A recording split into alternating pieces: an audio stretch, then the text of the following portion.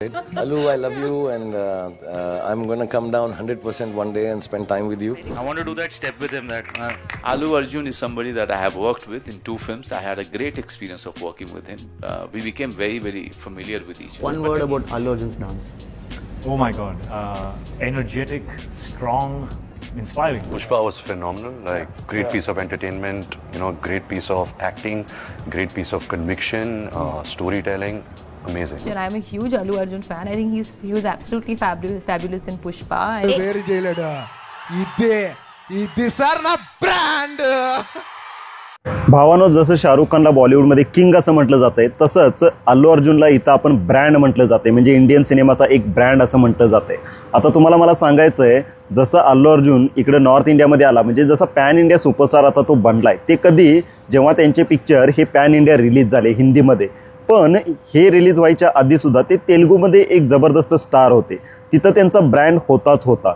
पण अशा कोणत्या गोष्टी ठरल्या जे त्यांना पॅन इंडिया सुपरस्टार बनवण्यामध्ये त्यांना हेल्पफुल ठरल्या, आणि आता तर पुष्पामुळं ते नॅशनल नाही तर इंटरनॅशनल लेवलला पण त्यांना आता रिकग्नेशन मिळालेलं आहे. तर या व्हिडिओमध्ये आपण अशाच गोष्टींची चर्चा करणार आहे, म्हणजे अक्षरशः पास्टच्या गोष्टींची, सुरुवात कुठून झाली पॅन इंडिया स्टार होण्याची ती, आणि आत्ता काय आहे, या सगळ्या गोष्टींची आपण चर्चा करणार आहे.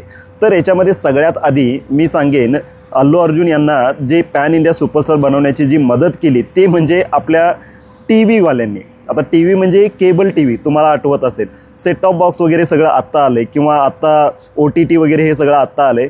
फक्त 15-20 वर्षापूर्वीचा काळ आठवा, जेव्हा तुम्ही स्टार गोल्ड, सिनेमावाला हे असे चॅनल बघत होते. आणि तेव्हा अक्षरशः मला तर आठवते की आमच्या घरामध्ये सुद्धा हे नॉर्मली कसं व्हायचं की असं चॅनल बदलत असताना एखादा पिक्चर हा लागलेला असायचा जो हिंदी डब असायचा, आणि तो पिक्चर त्याच्यावर चालू असायचा, आणि तो तिथून आम्ही बघायला चालू करणार, कारण त्याचे डायलॉग ते वगैरे एवढे असे अट्रॅक्टिव्ह असायचे ना की ते त्यातले ॲक्शन, त्याचे डायलॉग हे सगळं अट्रॅक्ट करून घ्यायचं, आणि तिथून आम्ही तो पिक्चर बघून काढायचा. असा एकही माणूस नसणार आहे की अल्लू अर्जुनचा स्टार गोल्डवर पिक्चर बघितलेला नाही, असा भारतामध्ये एकही माणूस सापडणार नाही. भावानं, तुम्ही जर अल्लू अर्जुनचे बऱ्यापैकी पिक्चर बघितले असाल ना, म्हणजे आर्यापासून ते पुष्पापर्यंतचा, जसा आर्या 2, बन्नी, देशमुद्रू, सराईनाडू, हे सगळे पिक्चर जर तुम्ही बघितला असाल तर तुम्हाला एक कन्क्लुजन याच्यामधून नक्कीच तुम्ही काढलं असणार, आणि ते म्हणजे काय की अल्लू अर्जुनचे पिक्चर ही क्रिटिकल अक्लेमसाठी नसतात, म्हणजे ऑस्करसाठी वगैरे पाठवायसाठी वगैरे असं काही नसतात. त्यांचे पिक्चर हे टिपिकल माल मसालावाले पिक्चर असतात, जे फुल टाईमपास साठी, म्हणजे एक पूर्ण एंटरटेनमेंट पर्पजसाठी असतात. आणि जे सुरुवातीपासून जे चालू केले त्यांनी ते आजपर्यंत ते चालूच ठेवले. इवन कित्येक वेळा क्रिटिक लोकांनी त्यांच्यावर असं क्रिटिसाइज केले की यांच्या पिक्चरमध्ये डोकं लावायचं वगैरे काही नसतं, आणि नसतंच. त्यांचा पिक्चर हा प्युअरली एंटरटेनमेंट पर्पजसाठीच असतोय. आता इवन आता जो पुष्पा जो रिलीज झाला ना, त्याच्यावर पण किती निगेटिव्ह कमेंट आल्या, पण लोक एन्जॉय करतायत, पिक्चर फिनिश.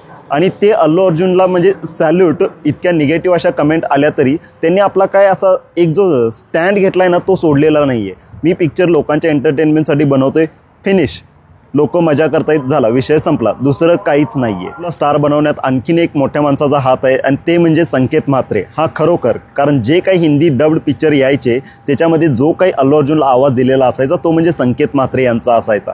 आणि त्यांच्या आवाजातले जे काय म्हणजे एक बेस आणि जे डायलॉग डबिंग जे असायचं ना, ते डायलॉग एवढे फॅसिनेटिंग असायचे की ते ऐकल्यानंतर तो पिक्चर आपण पूर्ण बघूनच काढायचा. त्यामुळं त्यांना जे काही हे स्टार, पॅन इंडिया स्टार बनवण्यातलं किंवा हिंदी स्टार बनवण्यातलं थोडंसं क्रेडिट हे संकेत म्हात्रे, जे आपले डबिंग आर्टिस्ट आहेत, त्यांनासुद्धा आपल्याला द्यायलाच पाहिजे. त्याच्यानंतर आणखीन एक, ते म्हणजे गोल्ड माइन्स टेलिफिल्म्सवाल्यांचं यूट्यूब चॅनल. जर तुम्ही त्यांच्या यूट्यूब चॅनलवर गेलात तर तुम्हाला कळेल की जे काय अल्लू अर्जुनचे पिक्चर त्याच्यावर आहेत, जसा सराईनाडू असू दे, किंवा DJ असू दे, किंवा आर्या एक प्रेम दिवाळ, हे सगळ्या पिक्चरला जवळजवळ 150, 200, 300 मिलियन इतके असे व्ह्यूज आलेत. किती पैसे छापा लागल्यात काय माहीत, म्हणजे इतके व्ह्यूज येणं. आता ही कुणाची कृपा, एकतर गोल्डमाईनवाल्यांनी हे पिक्चर आपल्याला बघायला दिले यूट्यूबवर, त्यामुळे ते हेल्पफुल झालं अल्लू अर्जुनला पॅन इंडिया पोहोचवण्यासाठी, म्हणजे पूर्ण इंडियाभर पोहोचवण्यासाठी. आणि कृपा कुणाची झाली होती, आणि ते म्हणजे आपल्या मोठाबाईची कृपा. जेव्हा 4G भारतामध्ये फ्री झालं तेव्हा सगळेजण त्याच्यावर पिक्चर बघायला लागले, आणि हे यूट्यूबवर पिक्चर बघणं हे खूप फॅसिनेटिंग असायचं. त्यामुळे ते लोकांना एक वेगळंच वाटायचं, आणि तो काळ असा होता की अल्लू अर्जुन हे पूर्ण भारतभर पोहोचले. आणखीन एक गोष्ट, जर तुम्ही बारकाईनं ऑब्झर्वेशन केलं तर एक पॅन इंडिया सुपरस्टार ॲक्टर बनण्यामध्ये ज्या काही क्वालिटीज लागतात त्या सर्व क्वालिटीज ह्या अल्लू अर्जुनमध्ये ठासून भरलेल्या आहेत. आपण असं म्हटलं तरी चालेल, दाबून नाही, ठासून भरलेले आहेत. कारण का, एक चांगला लुक, आता लुक तर मॅटर करत नाहीत हे जाऊ दे, पण एक जबरदस्त पर्सनॅलिटी, उत्कृष्ट डान्स, उत्कृष्ट अभिनय, एक चांगली स्टाईल आणि लोकांच्यामध्ये पॉप्युलॅरिटी, या सगळ्या गोष्टी अल्लू अर्जुनमध्ये ढासून भरलेल्या आहेत आणि त्या आहेतच आहेत. या सगळ्या गोष्टीमुळं तो सध्या भारतातला टॉपचा हायेस्ट पेड ॲक्टर बनलेला आहे. पुष्पा 2साठी त्यानं 300 कोटी घेतलेत. हे म्हणजे सॅल्यूट, जबरदस्त. आणि किती पण लोक त्याला नावं वगैरे ठेवू देत, पण त्यासाठी त्यांनी काय एक स्टँड घेतला आहे बघा. त्यांनी काय पण म्हणा, तुम्ही काय नावं ठेवायची ती नावं ठेवा, मी असले पिक्चर काढणार आणि लोकांना एंटरटेन करणार, एवढंच, दुसरं काय नाही. मला काय असे लय हायपाय असे थ्रिलवाले किंवा क्रिटिकवाले मला अक्लेम करतील, मला अवॉर्ड मिळेल, असले कुठले पिक्चर करायचं नाही. या एका गोष्टीत ते क्लिअर आहेत. तर मित्रांनो, तुम्ही स्टार गोल्डवर अल्लू अर्जुनचा कुठला पिक्चर बघितला आहे का नाही ते नक्की कमेंट करा. आणि व्हिडिओ आवडला तर चॅनलला सबस्क्राईब करा, व्हिडिओला लाईक आणि शेअर जरूर करा.